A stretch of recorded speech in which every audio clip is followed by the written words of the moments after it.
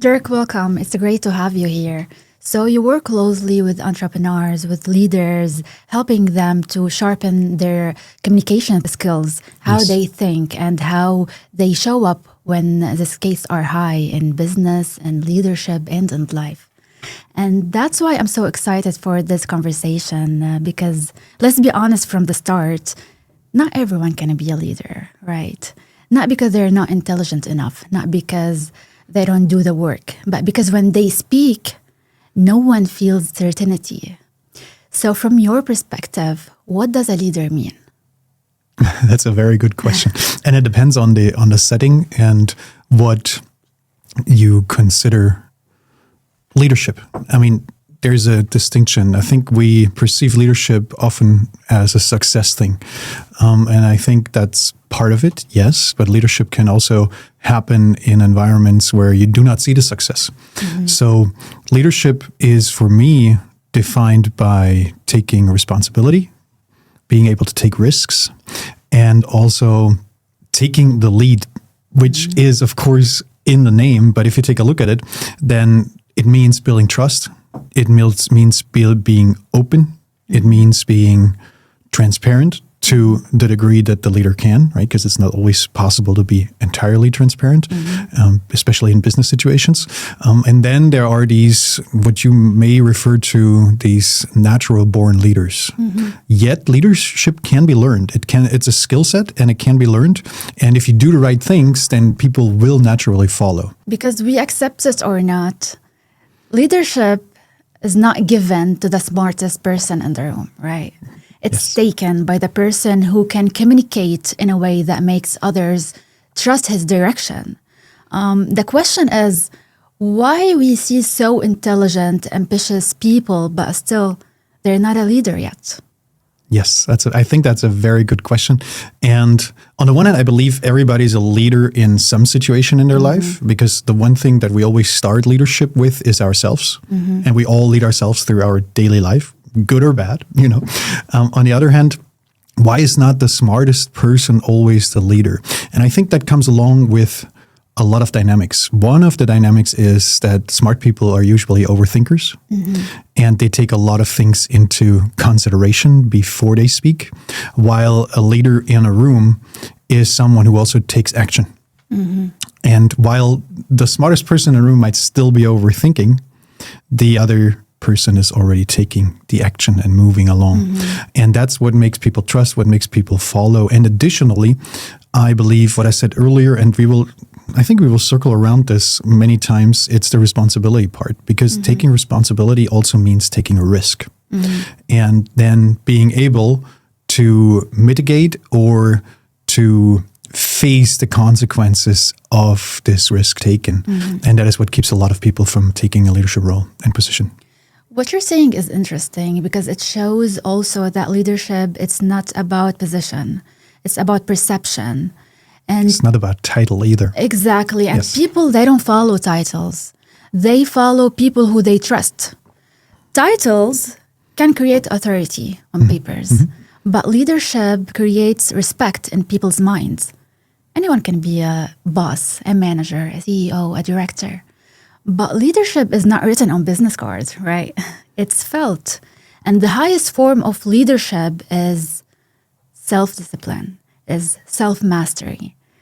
What do you think a person should master internally first before they expect others to follow them? That's an interesting question. That goes deep, because I believe that there are, or from experience, there are also people that are great in leading others while they have some challenges when they're with themselves, right? But in front of others, they easily are empowered to take the lead. So I think that it takes, on the one hand, a lot of self-awareness about communication, about boundaries, my own boundaries, and also a lot of understanding of people. So when you talk about the skill set that a person needs for themselves first to be a great leader, I would say it is the willingness to understand others and to understand their perspectives and to be able to communicate with the self in a good way and with them. communication in general is not easy. Like anyone can talk, but not anyone can deliver a message. So how do we work on that? Like you work as a coach for business owners and like decision makers. How do you coach them to know how to deliver a message? What you said is great. I think, and one of the sentences, phrases that I love is that communication is the one thing that we use the most, but we learn the least. So nobody teaches us really how to communicate right unless we have parents or mentors or people in our life that are great examples, great role models that we can follow. And the communication with the self is what starts within. It starts with how we talk to ourselves, how the thought processes that we have develop and how we follow paths. And we can follow destructive paths or we can follow constructive paths. So talking to ourselves, we always have these conversations going on in our mind, don't we? I believe everybody has. Some people more. They say introverts have more of these conversations and extroverts, they produce them more and they're more in contact with others. But we still have these individual things going on. And the hard times are the ones that challenge us. And there are a lot of people out there that say you never learn from success, right? So it's how you handle the challenging situations and how you go through these situations and what kind of thoughts and self-talk you pursue. And that's what I meant with being mindful and being careful first and knowing what is good for me and having the self-talk and the self-communication going well. And then I can also be great with others. Great. You said about like communication skill is the least skill that we use. Dirk, that we learned. Yes. We live in a world where everyone talks about skills, degrees, and experiences. Oh, yes. But almost no one talks about the factor that decides who gets promoted, who gets trusted, and who gets followed. As we said before, like many people can talk, but not many can deliver a message. And leadership, when we say leadership, why would someone be a leader? Why would they choose this path? Oh, why would the individual choose the path, or why would that individual be chosen as a leader? Why be chosen as a leader, and why would they choose this path? Okay. Because as we said before, yes. Anyone can be a manager, anyone can be a boss, anyone can be like director. But a leader is someone who leads by example, not just like a title. So how would you describe that? I asked the question because there's a big distinction, I think, to make. And it's on the one hand, what environment a person is in, right? If you are in a, for example, toxic business environment, or if you are situated or you maneuvered yourself, because it's always about the decisions that we make ourselves, right? If we maneuvered ourselves into a political driven business environment, means where people have their own interests, where the biggest skill set is not promoted, but it's because of political dynamics that people get promoted and get into a higher position, then you got to take a look at the environment. And you got to check, is this good for me or is it not good for me? Am I seen or am I not seen? But many times I ran also into people in mid-leadership positions that wanted to get promoted, or they thought they knew better than the leader, but it was their own attitude and it was their own behavior. Their ego, exactly, that blocked them from, and nobody gave them feedback. Right. So it's what I believe one of the biggest drivers is that a great feedback culture and people that you can trust that give you feedback. And from those you can learn. But it's got to be, those are skilled, educated people, right? Yeah. So who do you surround yourself with? But then why would people be chosen, or why would they choose to become a leader? Coming back to that, I think many times it's either because there's a drive for being responsible, for caring, for wanting to change something. Like in German, we have this word, it's called Unternehmer, which means an undertaker. Okay. Somebody who takes action. It's an action taker. So I like that phrase. And leading means taking action and taking responsibility, wanting to solve something. And also, like I said earlier, taking a risk. So people get driven by, I want to change something, I want to do something. And it's okay to take a risk for that. Why are they chosen in environments? Depends. It really depends. It depends on who's your boss. who's your manager, do they see you as a threat or do they see you as a potential? And do they want to support you? Now, given that there's a perfect environment, a healthy, not toxic, not political environment, then it's how people and why people get chosen, I believe it is because they are willing to make mistakes and to correct them and to grow and take the next step. So it's the self-talk, it's the feedback to the self, and it's improving and becoming better and becoming better and becoming better. And it's kind of toxic to look at this thing, I believe, to go the extra mile, right? Because now there's this big life balance thing going on. And then there is like, okay, if you want to have a great life balance, you can't go the extra mile. But if you don't want to go the extra mile, you won't be able to build something. And there are a lot of people who say, I'm sure you heard about this as well. Well, if you want to achieve something, forget about life balance, at least for a certain period of time in your life. So it's always walking on the edge. It's always a balance thing. You opened a very great chapter about the life balance because we grow up, we spend years trying to be successful, but no one shows us that success also affects our personal life because success also has a silent cost, and for example, it affects relationships. And ambitious people, when they work hard, when they are disciplined, their tolerance to change. What once was acceptable, now it's not. What once felt exciting now feels misaligned. And this creates like a gap in relationship.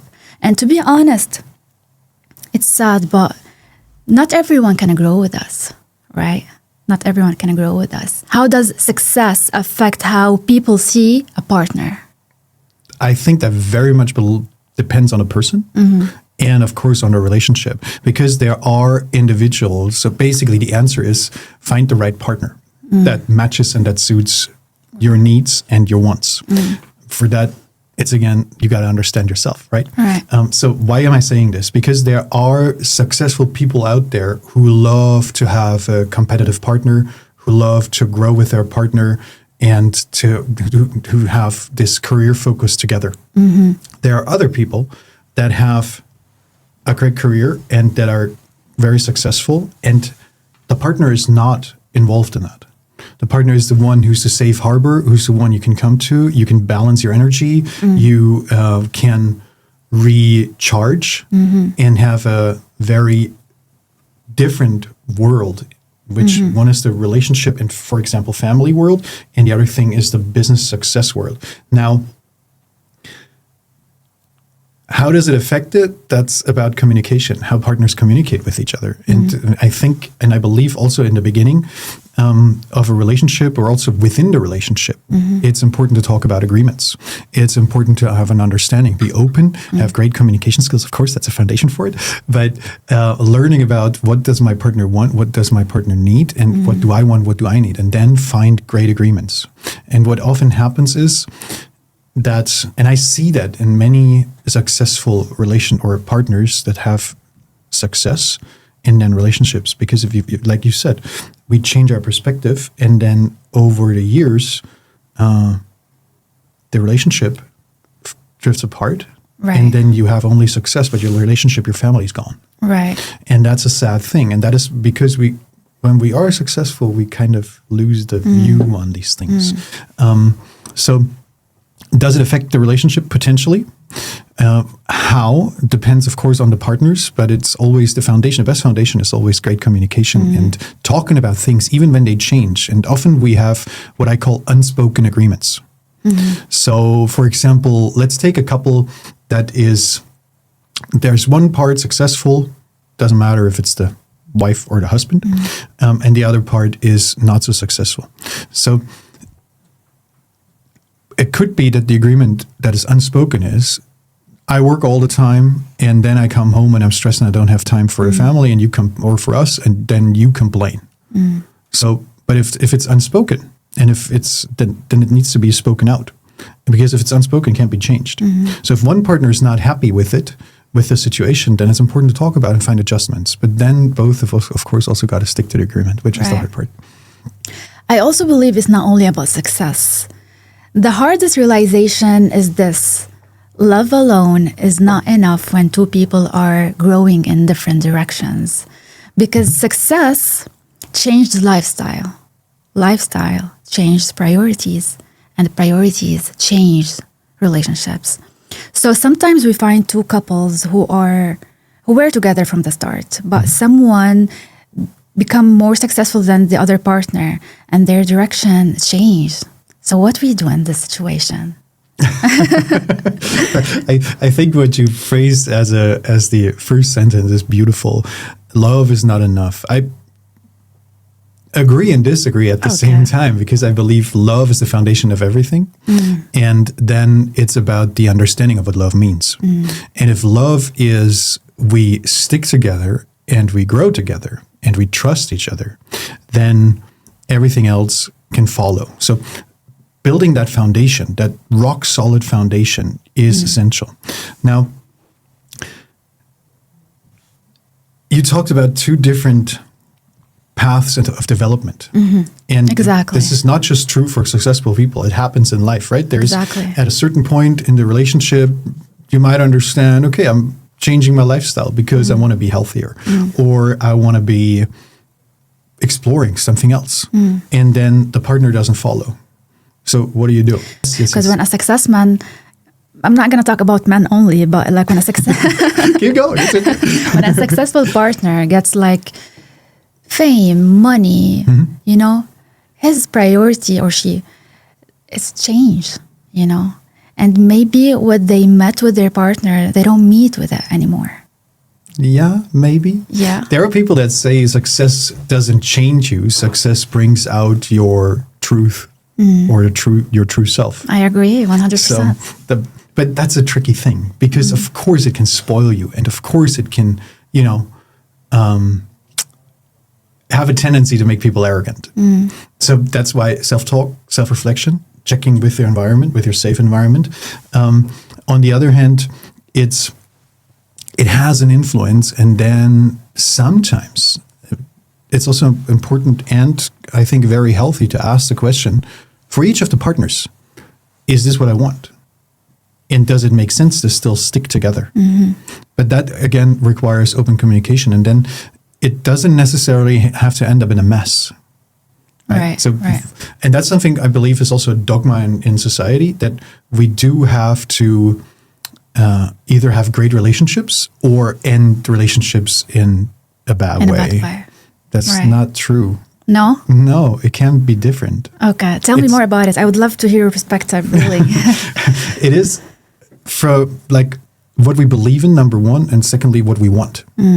And I learned that over the last decade, so to say, that you can also have and end relationships in a very good way and still be good friends. Yeah. And you transform. It's a transformation of the relationship. That means, first of all, I got to be clear about what I want.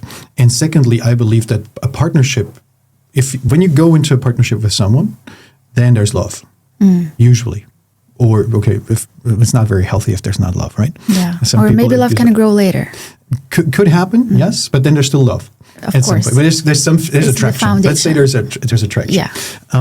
And just because later we change our perspective doesn't mean that this love has to go, or that we have to destroy it, or that we have to suffer from it.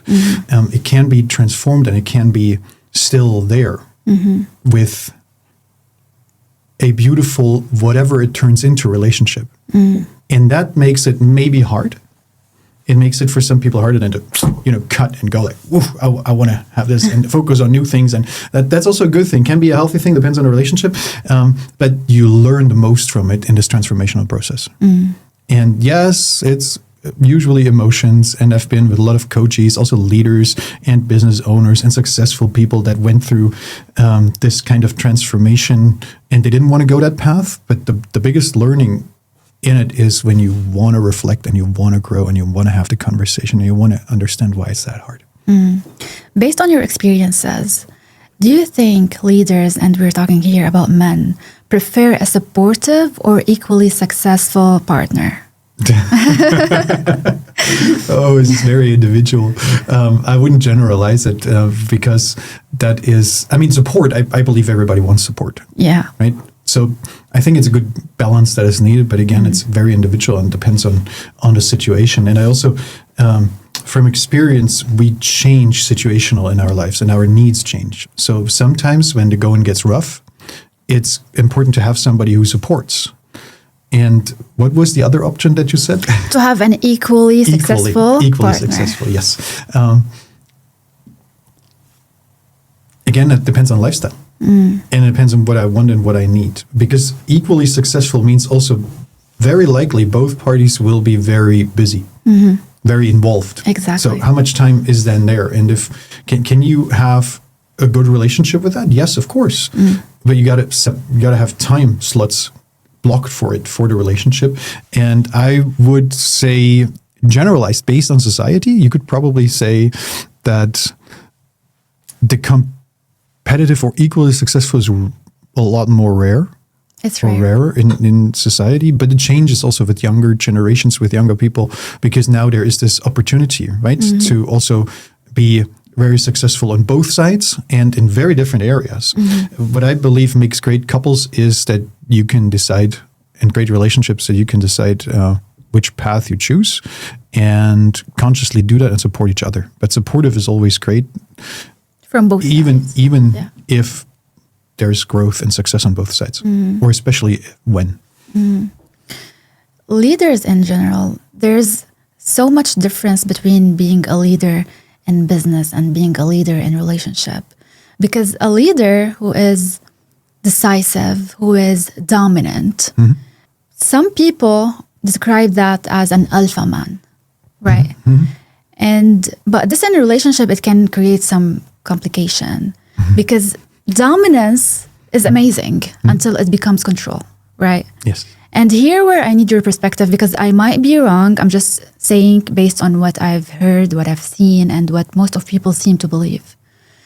I believe that an healthy alpha man who is brilliant, smart, self-driven, caring, and has a lot of boundaries. You're talking about a perfect image of a man. Yeah. Look. Perfect alpha man. And if I'm honest, as a female with that character, with that personality, as an alpha woman, I know what I want. I want an alpha man as well. Someone who is more successful than me, stronger than me, more grounded than me. Not because I need him, but because I want to respect him. I want to admire him. I want to feel safe around him. And I don't want competition. I want a man who can lead so I can soften and follow. I feel these days it's hard for most men to be with an alpha woman. What do you think about that?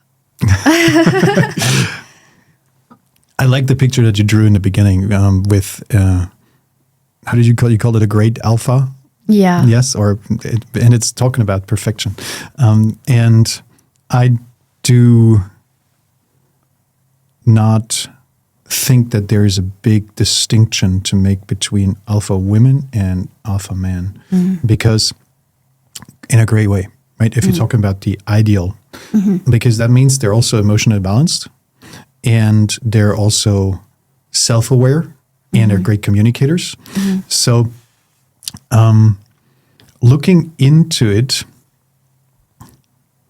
it is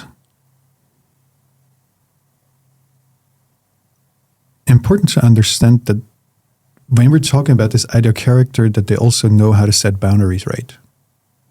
And the question is always, can the other side deal with the boundaries? Right? So when you're emotional, when you're a great alpha, it doesn't matter if it's a guy or a girl, a man or a woman, it is.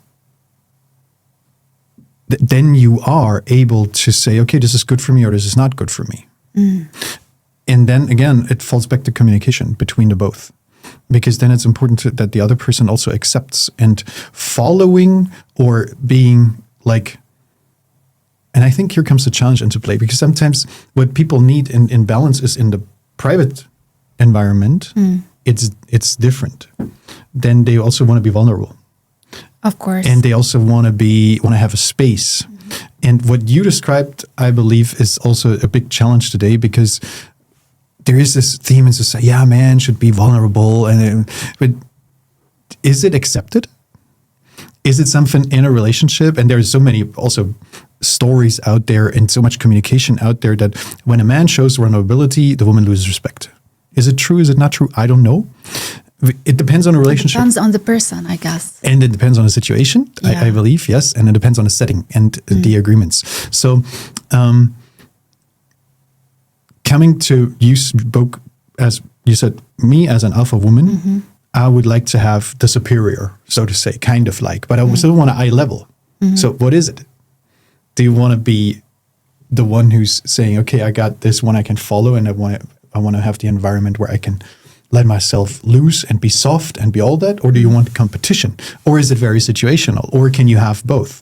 And often, and I think that's also something about the self-talk and about the communication, we believe that the world is black or white, or we go like either or. I believe it's an and. It's always an and. It's a connecting. When do I have this and when do I have that? And life is 100% of experience and not just this or that. So there's a lot of gray area between a black and a white. But some men, they don't accept that. Some women don't accept that either. Yes. Don't you think like being two alphas, or forget the alpha, like two successful people, two leaders. Which is usually connected to alpha, right? Of course, a male and a female. Don't you think like if they are in a relationship, it's going to be ending one resisting the other at the end? What do you mean by resisting? I mean, like, some males are very controlling. It's my way or the highway. Yes. Okay. But you also know that some women are the same too, Yes. The one thing is in public, the other thing is at home, right? Right. It's always at home. Yes. So behind closed doors, the roles usually switch around. Right. Even though probably a lot of men would also not say that or accept that. Right. Yet I think it's still kind of true that there's a saying, happy wife, happy life. Of course, 100%. I think it works also the other way around, right? But it's the home leading situation is often depending on the happiness of the partner, right? So back to your question, what was that again? The question was like, if two successful leaders are in a relationship, would it end like one person will be resisting the other? Yes, resisting. I still struggle with that word. Like do you mean like blocking the other one, or like competing each other? Competing each other. Yeah. The question is, what can you accept? So what do you want? And also, what do you do not want? And can you, not just you, right? Oops, sorry. It's okay. not just you, but in general. Yeah. Is it okay to explore and to find out what it means? Because it's the one thing is success, and success is usually connected in our environment and in our world to money, right? But what defines success? Is that the right thing? A lot of people that are successful are also very sad. They have a lot of money, but they have, like we said earlier, right? They lost relationships. Miserable life, personal life. Okay, yeah. If you want to define it like that, yes, could be. Or emotional, so success is a very individual definition. And I've seen this the other day, and I really love that phrase. It's very easy to make €1 million, dollars, whatever. It's very easy to have a great body and be in great shape. It's very easy to be a great father. It's very easy to be a great partner. It's very easy to live a very healthy life and eat healthy foods. What's hard is all of this together. Being a great father, being a great partner, being very successful, being very healthy, being fit, and all, because that requires balance, requires good routines, leadership, self-leadership, and then it's the path that is created together. And if that's your definition of a great relationship, then that's wonderful, and other people have it in a different way. Right. And some successful women need the safe harbor where the man is not successful? Because it's also the biggest or the closest connection to leadership is parenting, right? Because there's so many similarities. Right. Now the question is, if you have two alphas in a relationship and you have two partners and they would love to have a family and children, who's going to take care of the children? How are they going to be taken care of? And will they spend time with their mom and their dad, or will they be managed by a babysitter or an au pair or someone who's so? It's about values. What kind of values do we have? Do we align with the same values? And then a relationship can grow. But that is something that, by the way, often in businesses, but also in relationships, people never talk about. Because they're not aware of their values. They're not aware of their core values. They never identified them, and they're not aware that values change. For example, in life, even with successful people, over time, health becomes a higher ranking value. And I just, the other day, I talked to a good friend of mine and coach of mine. He's a gastroenterologist. And he said, look, I have these managers, they come in here into our specialized clinic. Their body is full of stuff, but they say, look, I have appointments. I can't stay here. I can't treat my body. I need to go. I need to, because tomorrow I got business. Priorities. Exactly. So core value of, for example, being healthy in a relationship has so many aspects. It's emotional health, it's physical health, it's mental health, and both partners got to cater to that, and they got to find out what are the core values of the relationship, what are the core values of the individual, and then find happiness together. That's well said. Really, I love it. It sounds so easy, but Yeah. So as we were talking about leadership, about relationships, about life in general, you said success. You said define success, and I feel success is having a life balance. Okay. What's your perspective about life balance? I love that question because I believe this is, again, individual, but it's the most important thing. And through different changes or through different situations in life balance looks different. Sometimes it is, or there are times when we need to focus more on ourselves. And then there are times when we need to build, when we need to focus on the business, for example, or on our career. And then there are times when we want and need to focus on relationship. And the important part is to understand what is needed and when it is needed. Right. And then what I love in my life is that I have the freedom to choose. Freedom. Yes. Yeah. The freedom to choose, can I spend time on this? And can I consciously decide to spend time on this? Because right now, this is the most important to me, and this is the highest priority for me. And that's what I call life balance. But then it's tricky because it's about routines, and if you don't watch it, you might drift off. Right? So it's having a plan, having a structure, but also being able to adapt situationally. And life balance is, usually it's called work-life balance, right? But for me, that doesn't exist, because that means that work and life are the same, but work is a part of life. Exactly. So it's got to be part of the game. And what a lot of leaders that I see and a lot of successful people I see, and maybe you've heard that phrase, when you're a business owner, you change a 40-hour job for an 80-hour job a week, right? Or 60 to 80 hours.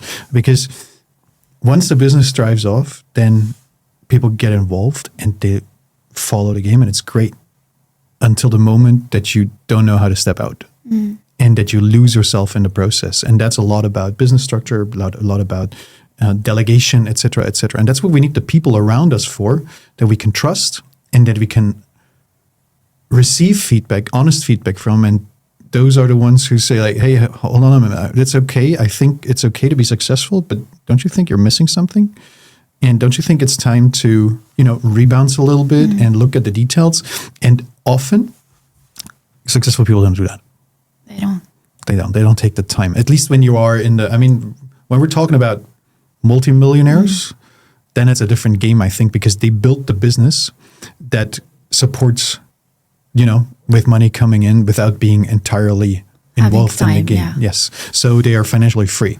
But when you're still climbing the ladder, where to start, where to end, when to stop, when to look at, okay, I need to recharge, and when to like, okay, I have the next cherry tree.